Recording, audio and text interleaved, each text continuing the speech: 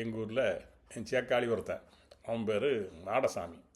அவன்கிட்ட பேசிகிட்டு இருக்கும்போது நான் ஒரு நாள் சொன்னேன், எங்கள் அப்பா என்கிட்ட வந்து உயிரோடு இருக்க காலத்திலேயே நீ யார்ட்டையும் கடன் வாங்கக்கூடாது, நம்ம கடன் வாங்கி கடன் பாக்கி வச்சாச்சுன்னா அவன் வீட்டு வாசலில் வந்து சத்தம் போடுவான், ஏதாவது வம்பு பண்ணுவான், அது நமக்கு கௌரவத்துக்கு ஒரு கேடு. அதனால் நீ என்ன ஆனாலும் சரி, என்ன கஷ்டப்பட்டாலும் சரி, நம்மளுக்கு கடன் மட்டும் வாங்கிறாத அப்படின்னு எங்கள் அப்பா என்கிட்ட ஒரு வாக்குறுதி வாங்கினாங்க.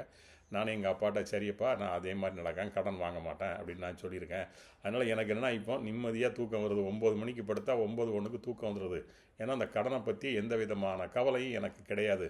அதனால் நீயும் அந்த மாதிரி கடன்லாம் வாங்காமல் இருடே, நீயும் நல்ல நிம்மதியாக இருக்கலாம், அதுதான் நமக்கு நிம்மதியை தரும் அப்படின்னு சொன்னேன். அவன் என்னை பார்த்து ஒரு அசட்டு சிரிச்சிருப்பான். இல்லை உங்கள் ஐயா கடன் தானே வாங்கக்கூடாது சொல்லியிருக்காரு, நான் அதே மாதிரி கடன் வாங்காமல் இருக்கேன். ஆனால் எதுக்காக அவர் அப்படி சொன்னார் அப்படின்னு சொன்னான். அதான் அந்த வீட்டு வாசல் வந்து இன்னும் கேட்பானுங்களா, அதுக்காக சொன்னாங்க.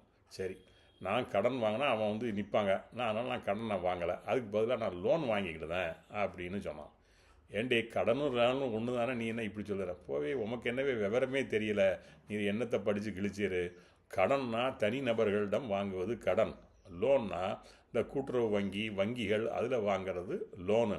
நான் வந்து லோன் வாங்கிக்கிட்டு தான்.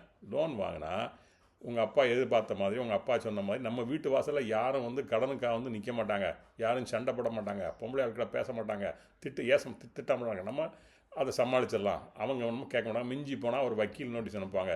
வக்கீல் நோட்டீஸ் வந்தால் நம்ம அதை மடித்து தூர போட்டுட்டு நம்ம வீட்டில் பேசாமல் இருக்கலாம். இதோ ஒரு தவணையை மட்டும் கட்டிட்டு திரும்ப ஒரு 6 மாதம் கட்டாமல் இருக்கலாம். இப்படி நம்ம கட்டிகிட்டே இருக்கலாம். அதுக்கு இடையில் எலெக்ஷன் வந்துடும். இந்த எலெக்ஷனில் நிற்கிற கட்சி என்ன சொல்லணும்னா, நாங்கள் ஆட்சிக்கு வந்தால் உங்கள் கடனை தள்ளுபடி பண்ணிடுதுன்னு சொல்லணும். ஸோ அவங்க எந்த கட்சி ஆட்சிக்கு வந்தாலும் இந்த கூட்டுறவு கடன் அதெல்லாம் விவசாய கடன் அதெல்லாம் வந்து கடனெல்லாம் தள்ளுபடி பண்ணிடுவாங்க. ஸோ நம்ம வாங்கின கடனும் சரியாக போயிடும். ஸோ அதனால் நான் லோன் வாங்கிக்கிட்டுதேன். ஆனால் அதுக்கு பேர் லோனு. அந்த லோனை நான் வாங்கிட்டு தான், நீ எனக்கு அதில் நீ கட்டாயப்படுத்தாத அப்படின்னு அந்த மாடசாமி பையன் என்கிட்ட சொன்னான். பார்த்தீங்கன்னா அந்த மாடசாமி பையனுக்கு எவ்வளோ கொழுப்பு இருக்குது, எவ்வளோ விவரமாக அலசி ஆராய்ஞ்சு அந்த பையன் தனக்கு சாதகமாக எப்படி இந்த சட்டத்தில் உள்ள ஓட்டையெல்லாம் சொல்கிறான். பார்த்தீங்களா, நமக்கு நம்ம கடனும் வாங்காமல் இருக்கணும், லோனும் வாங்காமல் இருப்போம். அதுதான் நமக்கு நிம்மதியான ஒரு வாழ்க்கையை தரும். என்ன சரிதானா நண்பர்களே?